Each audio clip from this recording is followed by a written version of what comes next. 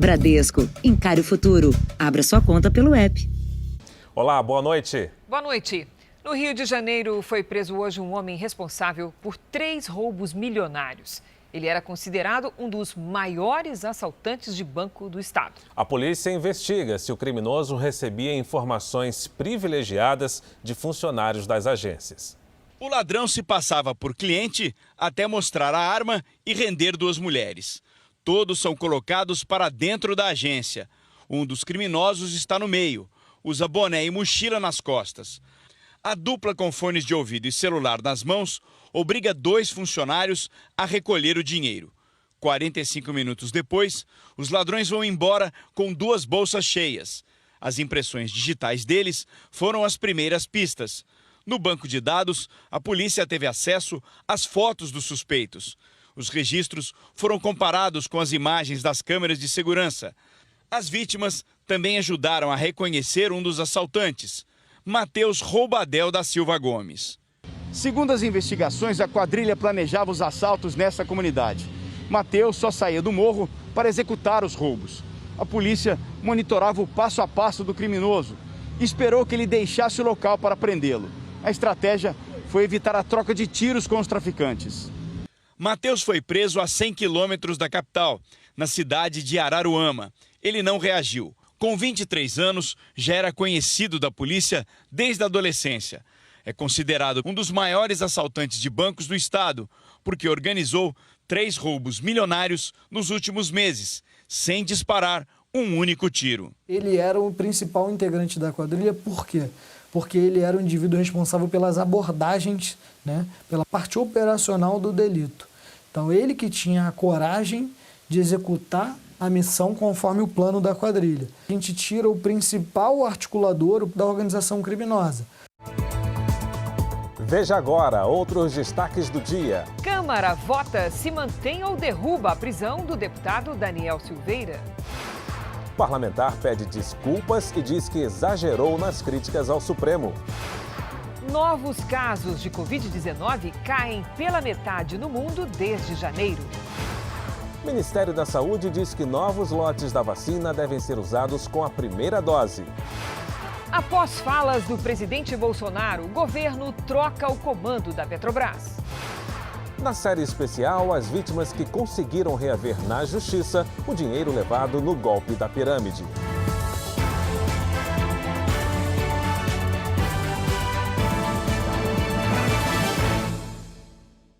Oferecimento Bradesco, encare o futuro, abra sua conta pelo app.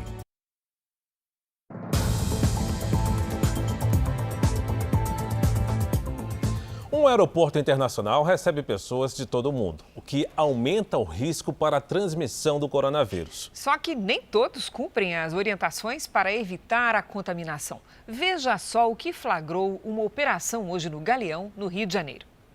A pressa para pegar o voo era tanta que seu Abel esqueceu de colocar a máscara. Foi abordado pelos fiscais. Eu deixei no bolso, agora vamos pegar o voo, estamos atrasados para o check-in. A Luciana até estava com a dela no rosto, mas usando de maneira errada. Realmente não podemos ficar sem máscara, entendeu? Mas o costume de querer ouvir você falar, né, que atrapalha um pouco, aí você tira para poder falar. Fiscais da Anvisa, com apoio de policiais civis, fizeram uma operação no Aeroporto Internacional Tom Jobim, no Rio de Janeiro, para monitorar as regras básicas de combate ao coronavírus. Por meio de câmeras de segurança, os agentes localizam pessoas sem máscara. Até os taxistas recebem os passageiros que acabaram de desembarcar com um acessório no queixo. E quem se recusa a cumprir as normas de proteção é autuado, como esse guarda municipal que foi conduzido à delegacia do aeroporto. Essas operações vão continuar por aqui, onde circulam por dia milhares de pessoas vindas de todos os lugares do Brasil e do mundo.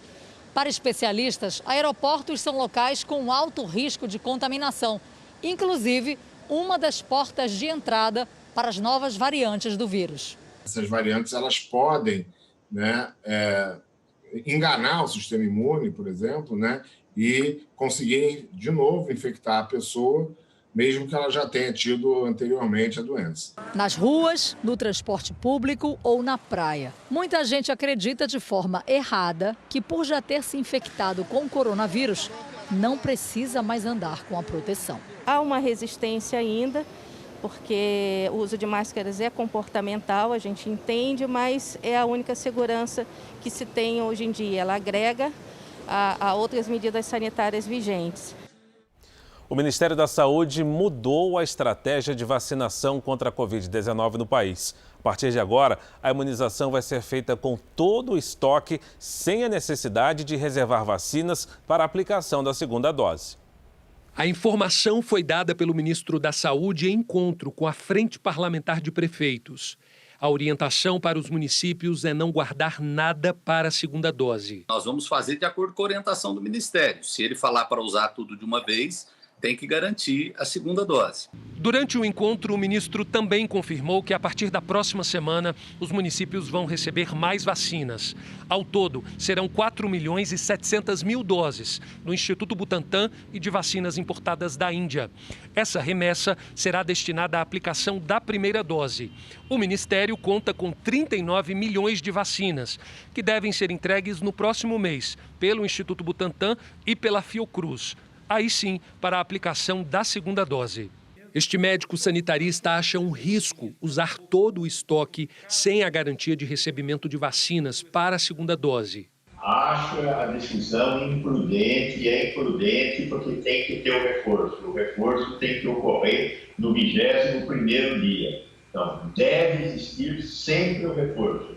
Vacina Coronavac, 21 dias. Vacina da Oxford, 90 dias. Então, fugir disso é fugir do resultado científico da pesquisa. Não deve acontecer. Em entrevista durante a Live JR, o coordenador do Centro de Contingência da Covid-19 de São Paulo elogiou a medida. Não vejo sentido que, nesse momento, em função da dificuldade que a gente tem no quantitativo de vacinas, nós tenhamos vacinas que ficam armazenadas na geladeira, enquanto nós temos uma quantidade tão grande de idosos ainda não imunizados.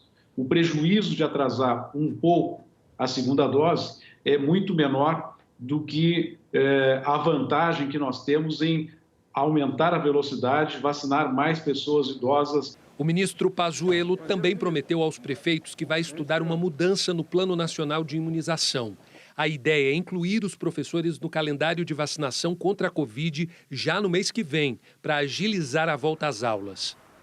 O governo de São Paulo rebateu hoje uma declaração do Ministério da Saúde que responsabiliza o Butantan pelo atraso na distribuição de vacinas no país. O Instituto disse que poderia ter começado a entregar as vacinas ainda no ano passado, mas que o Ministério ignorou as ofertas. A declaração do Ministério da Saúde provocou a reação do governador de São Paulo. É inacreditável que o Ministério da Saúde queira atribuir ao Butantan a responsabilidade pela sua incompetência, a sua ineficiência e a sua incapacidade, que está acarretando a falta de vacinas nas cidades, nos estados e no país. Uma resposta ao secretário executivo do Ministério, que ontem atribuiu a uma falha do Instituto Butantan a necessidade de rever a distribuição de vacinas no país. Nós tínhamos a previsão de 9,3 milhões de doses de vacinas a serem fornecidas pelo Instituto Butantan. Infelizmente, recebemos a notícia de que eles vão nos entregar apenas 30% dessas doses. Serão apenas 2,7 milhões. Fica muito difícil planejar sem nós termos a confirmação do que vamos receber. O Instituto Butantan admitiu que o número de doses da Coronavac entregues ao Ministério da Saúde está abaixo do previsto no contrato. Disse que o motivo foi o atraso na chegada dos insumos vindos da China para a produção da vacina e atribuiu essa demora no envio da matéria-prima a um desgaste nas relações diplomáticas entre os dois países. O diretor do Butantan também mostrou ofícios enviados no ano passado ao Ministério da Saúde com a oferta de doses que poderiam ter sido entregues ainda em 2020, e disse que a proposta foi ignorada. Existe um descompromisso, porque em julho estavam ofertadas as vacinas. 60 milhões ainda em 2020, que nós não tivemos. 100 milhões a partir de janeiro, que agora, apenas agora, foi concretizado o contrato. Então, isso demonstra, eu acho que claramente, quem tem planejamento, quem olha para a saúde da população e quem não olha. Com os insumos que já chegaram ao Brasil, o Instituto Butantan garante que vai completar a produção de 46 milhões de doses até o fim de abril. E prevê entregar até agosto outros 54 milhões de doses já encomendados pelo Ministério da Saúde. Apesar desse impasse, o Ministério da Saúde informou ao Butantan a intenção de comprar mais um lote de vacinas. Manifestamos o interesse de aquisição de mais 30 milhões de doses no último trimestre de 2021 com o Instituto Butantan, de forma a disponibilizar vacinas para a população brasileira. A Prefeitura de Curitiba suspendeu hoje a vacinação contra a Covid-19 na cidade por falta de doses. Esta semana, idosos com mais de 85 anos estavam sendo vacinados. A imunização deste grupo só deve ser retomada quando o município receber uma nova remessa de vacinas. A aplicação da segunda dose em profissionais da saúde está mantida. No Rio de Janeiro foram confirmadas 2 mortes de pacientes infectados pela variante P1, descoberta em Manaus. O repórter Pedro Paulo Filho tem as informações. Também havia uma pessoa doente com a cepa britânica no Rio. Boa noite, Pedro. Qual é a situação de momento? Pois é, Cris, é uma mulher que mora na zona oeste do Rio e que já está curada. Boa noite para você, boa noite a todos. Só que ela não viajou, ou seja, a contaminação aconteceu na capital fluminense.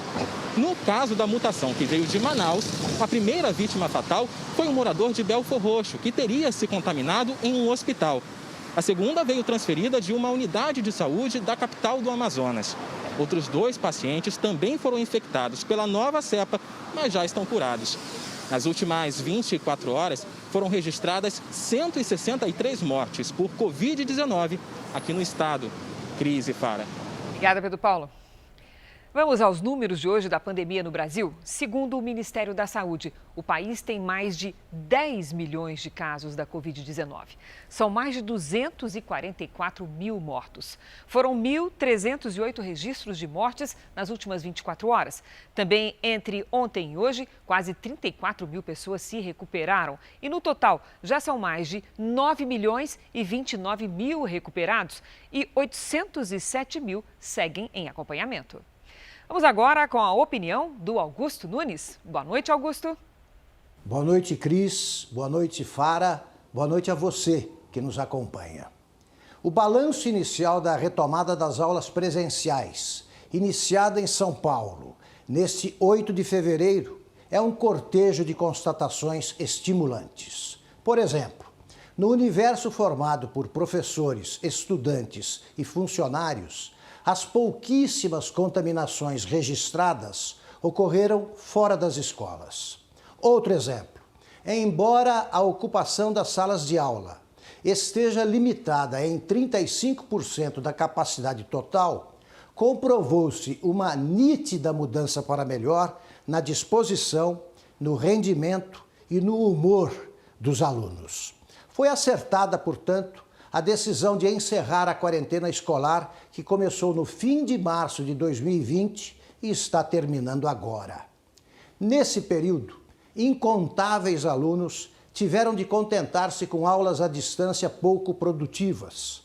Por falta de equipamentos ou parentes capazes de ajudá-los nas tarefas, milhares deles ficaram sem qualquer tipo de ensino e muitos encerraram para sempre a vida escolar.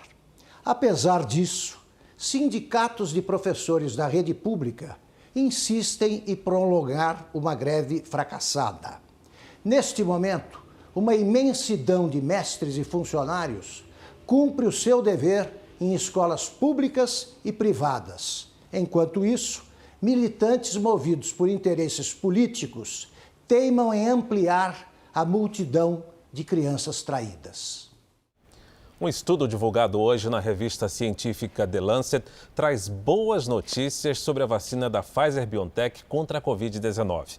Apenas uma dose já garante uma grande eficácia. A pesquisa foi feita com os profissionais de saúde do maior hospital de Israel e concluiu que entre 2 e 4 semanas depois da aplicação, a eficácia é de 85%.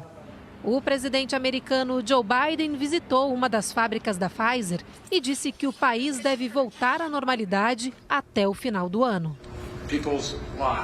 Também hoje, a farmacêutica entrou com um pedido para que as autoridades de saúde dos Estados Unidos atualizem os dados sobre o armazenamento das doses. A empresa garante que um freezer comum com temperatura entre 25 e 15 graus negativos pode conservar a vacina por até 2 semanas. Com a notícia, a agência reguladora dos Estados Unidos disse que será mais fácil gerenciar a logística de fornecimento das doses e isso deve acelerar o programa de vacinação. Na quinta-feira, a Pfizer anunciou o início dos testes com grupos que não tinham participado dos estudos anteriores. Em poucos meses, começam os testes com crianças de 5 a 11 anos. Os estudos com grávidas iniciaram nesta semana. 4.000 gestantes que recebem doses da vacina serão monitoradas por 6 meses. Os cientistas querem descobrir se elas são capazes de transmitir os anticorpos da Covid-19 para os filhos. 9 países participam dos testes, incluindo os Estados Unidos e o Brasil. Veja daqui a pouco, a Câmara decide se o deputado Daniel Silveira continua preso. E na série especial, empresa engana militares de uma base aérea no golpe da pirâmide, mas eles vão à justiça para conseguir o dinheiro de volta.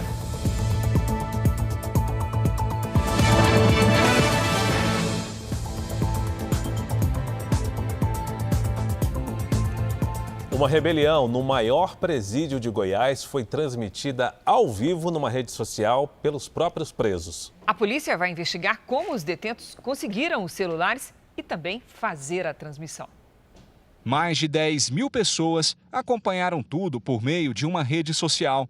Com o celular e internet, os detentos ainda gravaram áudios e também fizeram e postaram vídeos. A gente não tem sabonete para tomar banho, a gente não tem escova de dente para escovar. A penitenciária de Aparecida de Goiânia é a maior de Goiás. O motim começou na hora do almoço, no banho de sol, depois que os detentos se recusaram a voltar para as celas. A rebelião aconteceu numa das alas do complexo prisional, onde estão cerca de 450 detentos. O movimento foi controlado depois de 3 horas.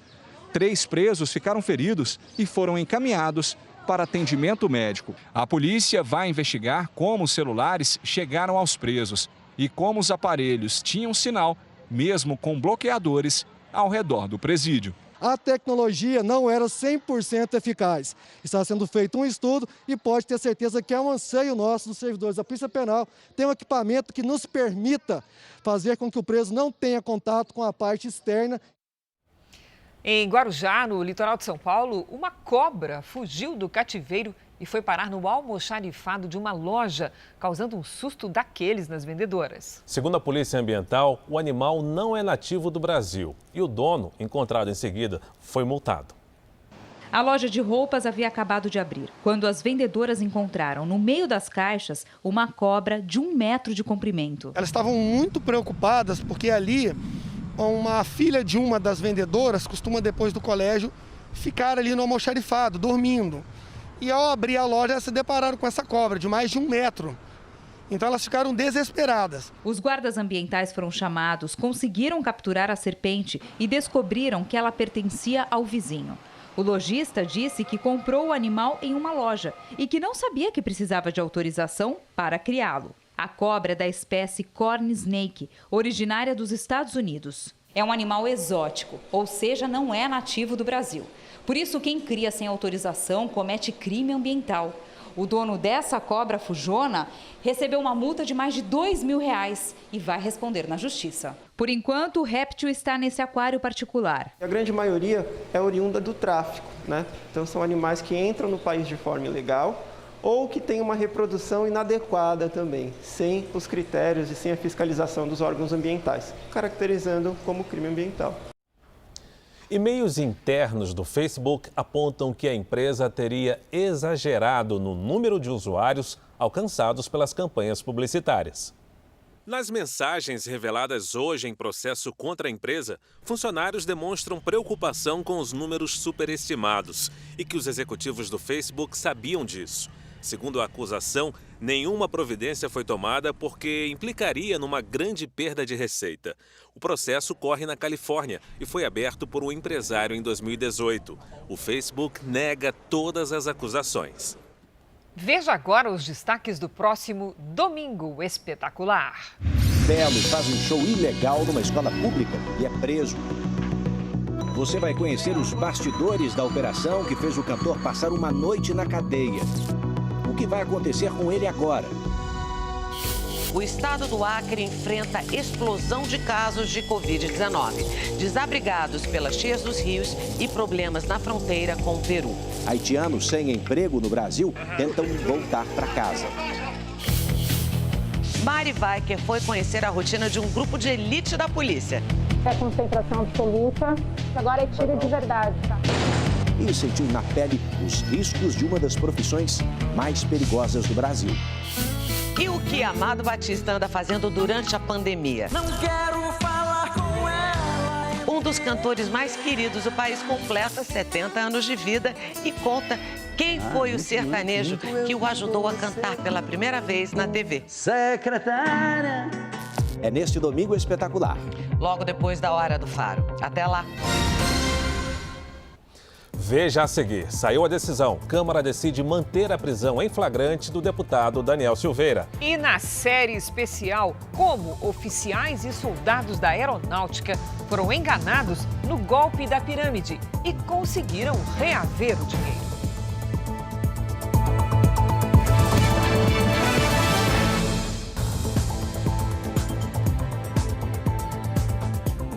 O governo do Rio Grande do Sul anunciou no início da noite a restrição de serviços e atividades entre as 10 da noite e as 5 da manhã. A medida vale a partir deste sábado. Também foi atualizado o mapa que apontou 11 regiões em bandeira preta, inclusive a de Porto Alegre.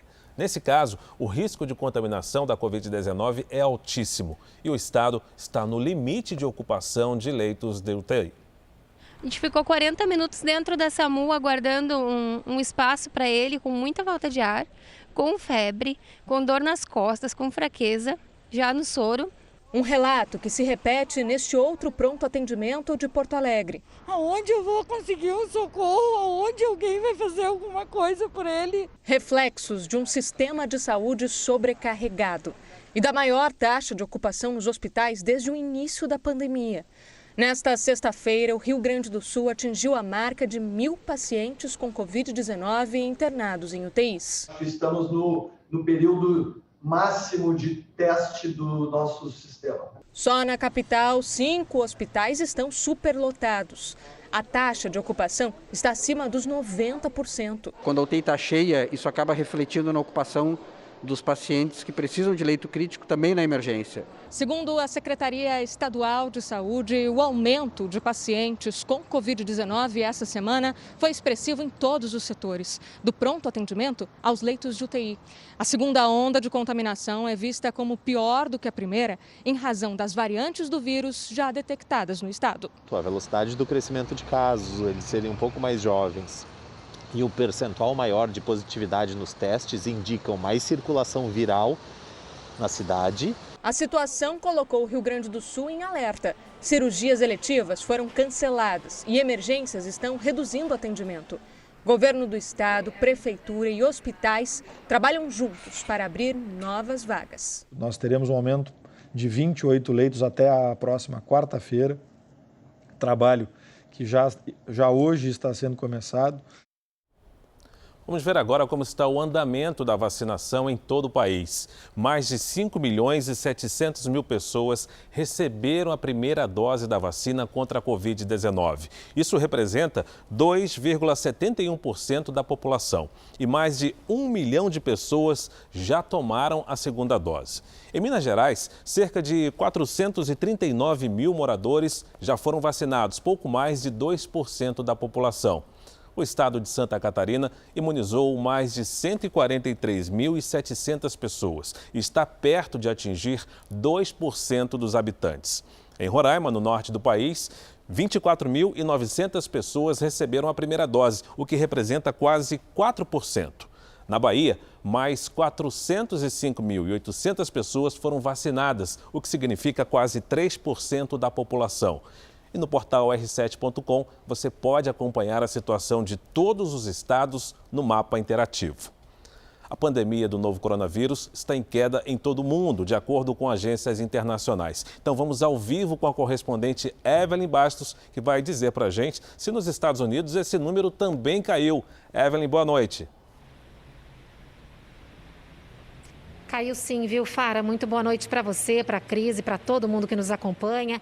Olha, por aqui as novas infecções, as hospitalizações e as mortes causadas pela Covid-19 realmente recuaram. Só nesta semana houve uma queda de 9% no número de novos casos.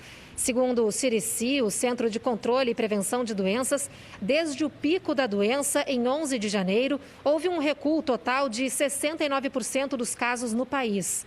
Neste mesmo período, as novas contaminações em todo o mundo foram reduzidas pela metade. Na Oceania, onde o vírus quase não circula, são registrados 13 casos por dia. A única exceção realmente é no Oriente Médio, onde o contágio subiu cerca de 11%. Eu volto com vocês, Fara, Cris. Obrigado pelas informações, Evelyn. A Finlândia descobriu uma nova variante do coronavírus no sul do país. Um estudo mostrou que essa nova cepa não é detectada em todos os testes de PCR aprovados pela OMS. Outra variante também foi encontrada no Japão. Vamos ao vivo a Tóquio falar com a correspondente Silvia Kikuchi e saber quantas pessoas foram infectadas com esse vírus modificado. Silvia, bom dia para você aí em Tóquio. Olá, Fara. A cepa japonesa foi encontrada em 91 pacientes com Covid-19 na área de Kanto, no leste do Japão. As autoridades afirmam que a nova variante pode ser mais resistente às vacinas, mais contagiosa e ainda é diferente das que foram descobertas no Reino Unido, África do Sul e Brasil. O Japão começou a campanha de vacinação apenas nesta semana e confirmou a compra das 2 doses suficientes para os 126 milhões de habitantes. Desde o início da pandemia, o país registrou mais de 400 mil casos e 7.365 mortes pelo coronavírus. Fara, Cris. Obrigado, Silvia. O presidente Bolsonaro acaba de demitir o presidente da Petrobras, Roberto Castelo Branco.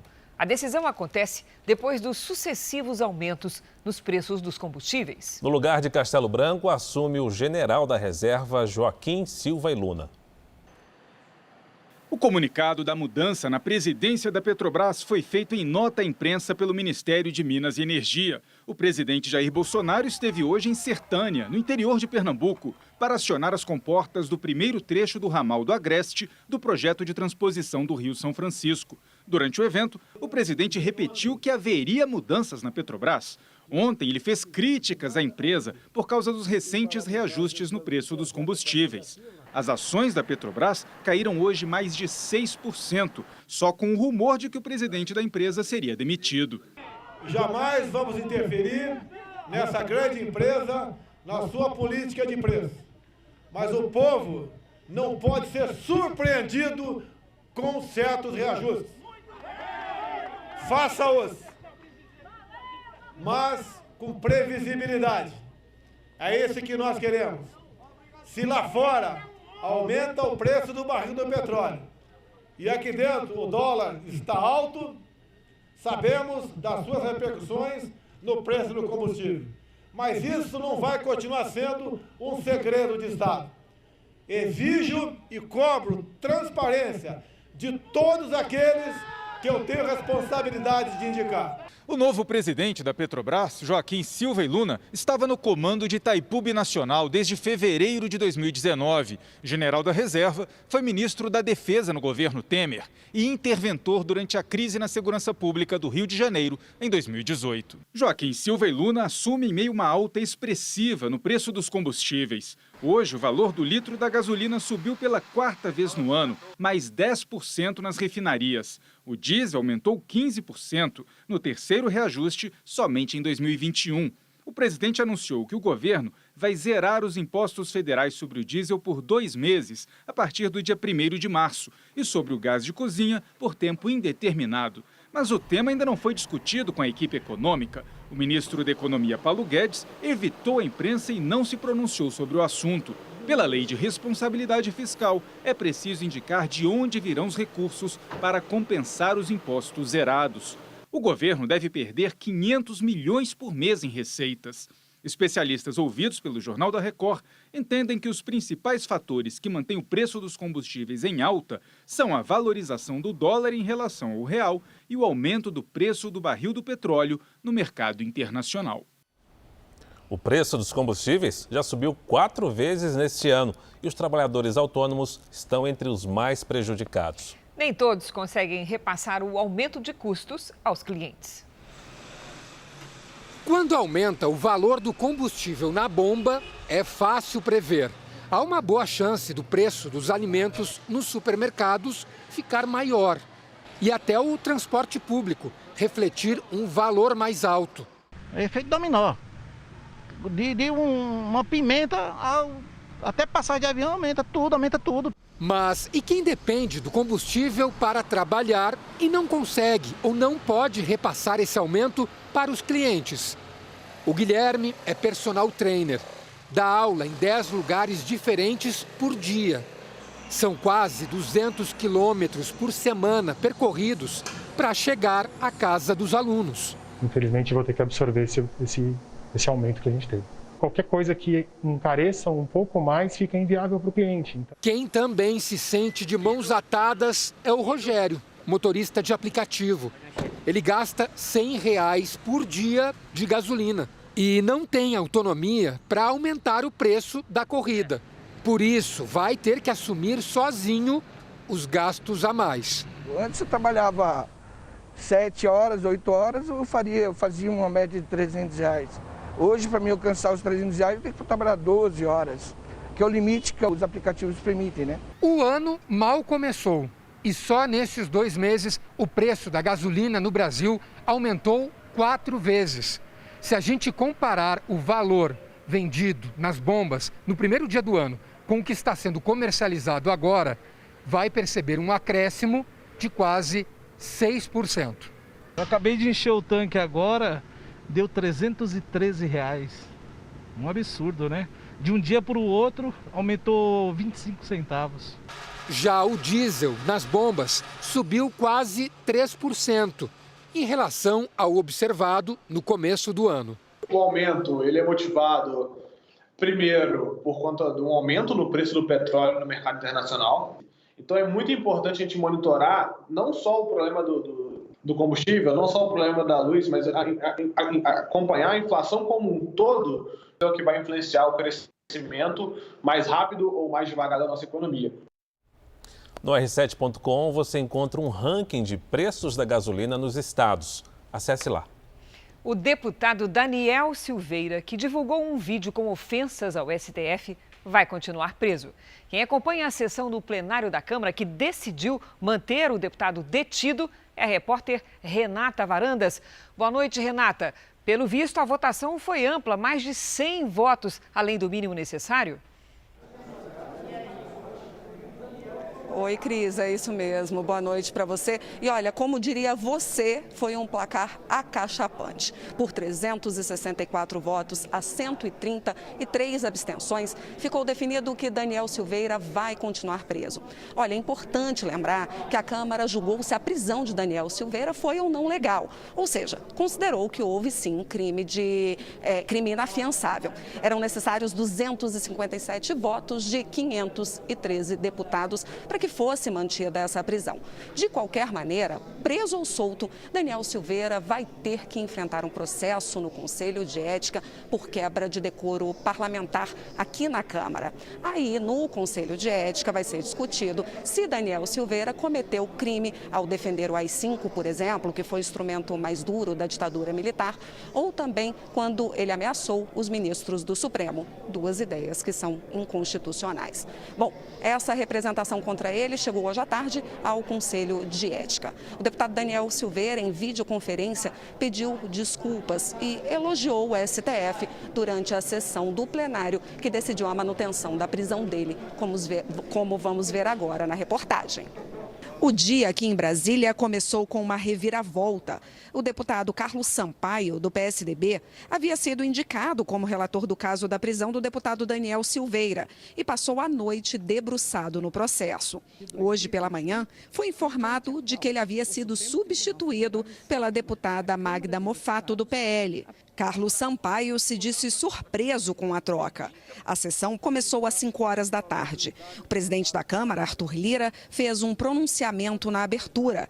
Anunciou que vai criar uma comissão pluripartidária para debater mudanças no artigo da Constituição que trata da imunidade e da prisão de parlamentares. E chamou o caso de Daniel Silveira de ponto fora da curva. Um ponto fora da curva que precisa estar muito bem definido para todos. Fora da curva dentro do parlamento, quando ultrapassa o plano do razoável e passa a orbitar a atmosfera da irresponsabilidade. Sim, sou ferrenhamente defensor da inviolabilidade do exercício da atividade parlamentar. Mas, acima de todas as inviolabilidades, está a inviolabilidade da democracia. Nenhuma inviolabilidade pode ser usada para violar a mais sagrada das inviolabilidades, a do regime democrático. Depois foi a vez do deputado Daniel Silveira falar por videoconferência do Batalhão Especial da Polícia Militar do Rio de Janeiro, onde está preso. O deputado pediu desculpas pelas palavras e elogiou o Supremo Tribunal Federal. Senhores deputados e senhoras deputadas, de qualquer maneira que seja, presidente, a minha fala pode ter sido dura o suficiente. Reconheço mais uma vez e mais uma vez peço desculpas a qualquer brasileiro que tenha se insultado com isso. Mas já me arrependi, porque no momento, como disse, o ser humano vai de 0 a 100 em segundos. E reconheci sempre a importância do Supremo Tribunal Federal. É uma instituição muito importante. A relatora Magda Mofato leu o parecer em que defendeu a manutenção da prisão do deputado. Depreende-se uma clara tentativa de intimidar os ministros do Supremo Tribunal Federal, com ameaças ao livre exercício das suas funções, bem como a sua integridade física, e o cometimento reiterado de condutas semelhantes pelo parlamentar, amplamente conhecidas e divulgadas pela imprensa do país e por ele próprio, mostram que as ameaças aos integrantes do Tribunal Constitucional eram sérias e críveis, revelando a periculosidade do colega e justificando a sua prisão para impedir a continuidade da prática delitiva. A Procuradoria da República pediu ao Supremo a instauração de um inquérito para apurar se houve desacato da parte do deputado Daniel Silveira a uma funcionária do IML no Rio de Janeiro, que pediu para ele colocar a máscara antes de fazer o exame. Portanto, vamos ao vivo novamente a Brasília, agora com o repórter Clébio Cavagnoli, que tem mais informações. Clébio, como foi esse pedido da Procuradoria-Geral? Oi, Cris, boa noite a você e ao Fara. Por se negar a usar a máscara, o deputado também poderá responder por infração de medida sanitária preventiva. Mais cedo, o ministro Alexandre de Moraes, que pediu a prisão do deputado, determinou o bloqueio dos perfis de Daniel Silveira nas redes sociais. Isso depois que ele postou novas ofensas contra os integrantes do Supremo, mesmo estando preso. Além disso, existe a suspeita de que tenha usado telefones celulares dentro da prisão. Fontes da Polícia Federal acreditam que os 2 telefones tenham sido entregues ao deputado por visitantes. Os aparelhos serão periciados. Cris, Fara. Muito obrigada, Clébio. Vamos agora com a previsão do tempo. O verão é a estação mais chuvosa do ano, todo mundo sabe. Mas especificamente neste verão, as tempestades viraram rotina no Brasil. Lide, tanta chuva assim é normal? Boa noite, querida. Boa noite, Cris. Boa noite para todo mundo que nos acompanha. Olha, é normal nesta época, sim, chuva mais intensa, especialmente no sudeste e no centro-oeste. Mas, por causa do Laninha, a quantidade de água superou a média. Este mês, toda essa área azul aqui do mapa já registrou mais do que o dobro do esperado. E vem mais chuva chuva no fim de semana. Aquele corredor de umidade segue paradinho entre o sudeste e o norte do país. E para completar, ali no oceano temos uma frente fria.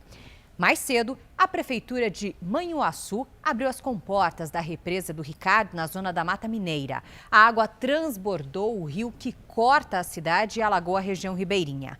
Em Orizânia, o rio Carangola também inundou a cidade. Bombeiros levando uma caixa térmica com vacinas foram resgatados por uma retroescavadeira. A Prefeitura só não confirmou se são doses contra a Covid-19. A chance de novos deslizamentos e alagamentos do Espírito Santo até Goiás. E em Rondônia, no Acre, Pará e também no Tocantins, podem ocorrer novos transbordamentos. No sul, o ar seco mantém o tempo firme. Nada de chuva também lá no interior do Nordeste. Neste sábado, em Porto Alegre, máxima de 30 graus. No Rio de Janeiro faz até 28. Em São Paulo, aquela chuva isolada e só à tarde mesmo, com máxima de 28 graus. Cris. Obrigada, Lidy. Bom fim de semana. Você também. Os líderes do G7, o grupo formado pelas maiores economias do mundo, anunciaram uma ajuda equivalente a 40 bilhões e meio de reais para a vacinação contra a Covid-19.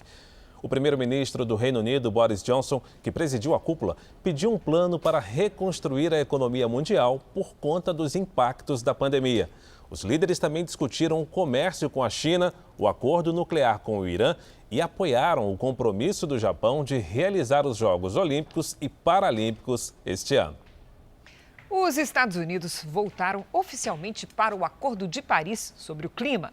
O país se comprometeu a zerar as emissões de gases que provocam o efeito estufa até 2050.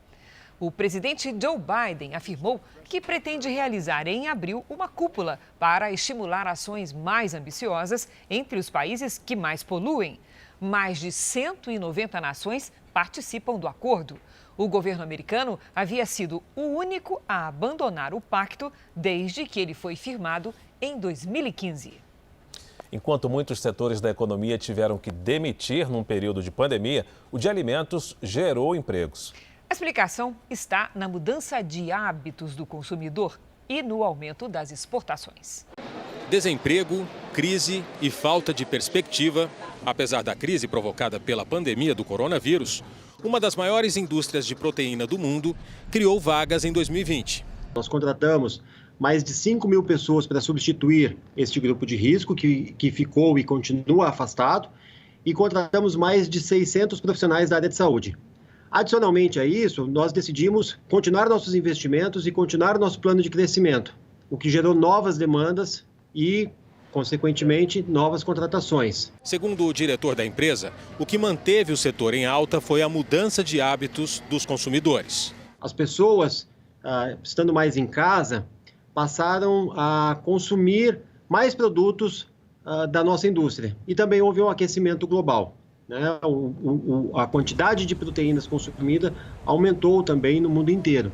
Isso tudo fez com que a gente aumentasse ainda mais as nossas oportunidades. Para a Michele, foi um ano sem emprego e mandando currículos.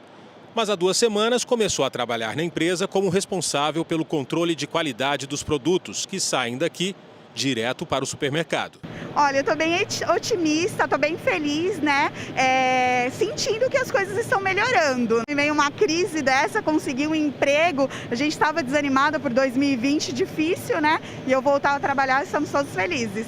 A Alisson, que só tem 18 anos, sentiu o desemprego atingir toda a família em 2020. Trabalhou como temporário até que recebeu a ligação que mais esperava. Felicidade também, né?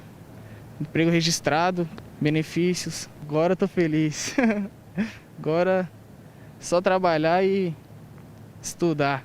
Segundo o Ministério da Economia, o Brasil gerou em 2020 mais de 142 mil postos de trabalho. E o setor de proteína contribuiu bastante para a expansão desse saldo positivo. Essa empresa, por exemplo, uma das maiores do mundo, contratou em 2020 mais de 12 mil pessoas e segue gerando emprego em 2021. Este economista considera importante a geração de empregos num momento tão delicado, mas diz que é preciso a retomada de outros setores para que a taxa de desemprego comece a cair. O setor de alimentos, eu acho que não vai passar por problemas nesse ano de 2021. Porque se não houver demanda interna, eles podem exportar. Uma demanda interna robusta e a economia sustentável, a gente precisa ver a retomada de setores que estão para trás, principalmente o setor de serviços, que depende muito da presença das pessoas, da interação pessoal. E aí a vacinação é fundamental para que isso aconteça. Ao longo dessa semana, nossa série especial mostrou casos de quem caiu no golpe da pirâmide financeira. Mas hoje você vai conhecer gente que recorreu à justiça para reaver o dinheiro perdido. São militares da aeronáutica de uma base aérea de São Paulo, vítimas de uma financeira que atuava em 23 estados brasileiros. O prejuízo total é estimado em 50 milhões de reais.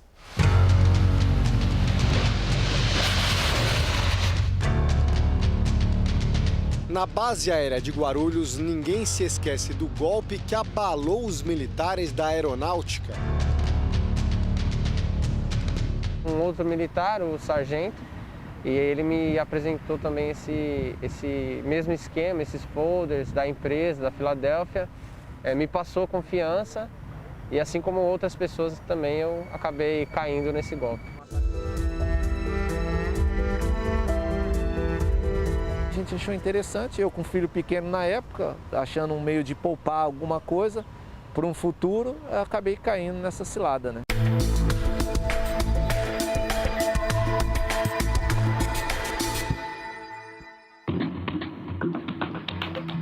Uma empresa financeira, a Filadélfia, oferecia juros de 3,5% ao mês para integrantes da aeronáutica que fizessem a aplicação. É o velho truque de despertar na vítima o desejo por lucro alto e rápido. De boca em boca, rapidamente, a propaganda sobre o suposto investimento dos sonhos se espalhou entre os militares da aeronáutica.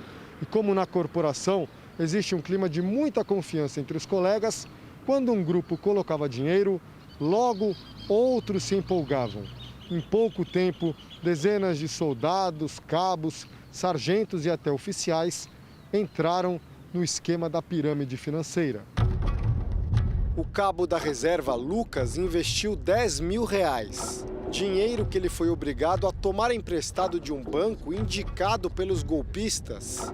Você acha que o banco estava envolvido? Com certeza. Por quê? Pelo fato de eu ter perguntado se eu poderia fazer pelo meu banco esse empréstimo e investir na Filadélfia e falaram que não. O sargento da ativa, Eduardo, também foi induzido a fazer empréstimo consignado no mesmo banco. Ele falou, se você consegue pegar no banco. E na época eu consegui de limite no banco, em desconto na minha conta, R$20 mil. Mas só podia ser no banco que ele indicava? Só podia ser no banco que ele indicasse. A pessoa era procurada para fazer esse investimento e chamava atenção por conta de ser um valor acima do mercado, evidentemente. Se ela não tivesse o valor, eles ofereciam uma possibilidade de um mútuo com uma outra instituição financeira. Então você toma o valor com uma outra instituição financeira e investe aqui conosco. E eu lhe devolvo com juros aqui muito acima do mercado. Mas os rendimentos de repente deixaram de ser pagos. E logo os militares descobriram que tudo não passava de um esquema de pirâmide. Na época, a Polícia Federal deflagrou a Operação Gizé contra a financeira Filadélfia, considerada pelas autoridades uma organização criminosa. Na base aérea, todos ficaram em choque. O clima era de desespero geral? Era de raiva. Esse era o sentimento verdadeiro, era de muita raiva e de impotência, né? Você fica impotente mediante essa situação, você não sabe como reagir, você sente que foi enganado, que caiu num golpe que parece ser óbvio, mas na hora tudo é bem maquiado, então você fica iludido com aquele retorno. Os militares buscaram ajuda de advogados e a batalha nos tribunais demorou. Mas esse esquema de pirâmide financeira é diferente de quase todos os outros por um único motivo. O caso chegou aqui ao Tribunal de Justiça e algumas vítimas, surpreendentemente, conseguiram recuperar o dinheiro que tinham perdido. Isso só aconteceu porque os desembargadores consideraram que o banco onde os militares fizeram o empréstimo consignado também foi responsável pelo prejuízo às vítimas. Nós conseguimos provar que eles foram solidários. Se não fosse a solidariedade dos bancos, que são instituições de fato registradas na CVM, qual seria a possibilidade do senhor conseguir restituir os valores? Se fosse diretamente com a empresa Filadélfia? Sinceramente, de forma muito remota. Porque essas empresas, elas nascem e morrem muito rápido. O banco condenado fez um acordo com o cabo da reserva. Lucas recebeu mais de 12 mil reais. 9 anos de demora. Ainda que não tenha sido indenizado, né, pelos direitos morais, danos morais, pelo menos o dinheiro que eu paguei eu tive de volta. Já no caso do sargento, o banco recorreu ao Superior Tribunal de Justiça. Mesmo assim, ele está confiante em receber uma bolada. São infinitos planos, né? Hoje eu pretendo reformar o quarto do meu filho, comprar uma cama, de repente dar uma entrada em um terreno, pensar em dar entrada numa casa, que foi meu pensamento lá 10 anos atrás. O caso das vítimas da pirâmide, que conseguiram o direito de receber o investimento de volta, pode abrir um precedente para o futuro. Os bancos são considerados corresponsáveis. Eles são solidariamente responsáveis na detecção dessas fraudes. Não existe como o banco se eximir dizendo fomos enganados pela pirâmide, por um grupo de estelionatários. Lucas sente que houve justiça. Agora, dificilmente uma vítima de um esquema de pirâmide consegue recuperar o dinheiro. Você recuperou. Você se sente um privilegiado por isso? Com certeza. Ainda que pela demora, eu me sinto um privilegiado sim. Ainda mais porque muitas pessoas ainda não receberam esse dinheiro.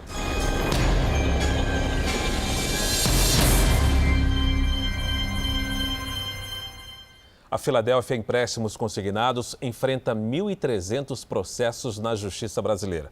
Nós tentamos entrar em contato com o proprietário, Carlos Henrique Vieira, alvo da maioria das ações, mas ele não foi localizado.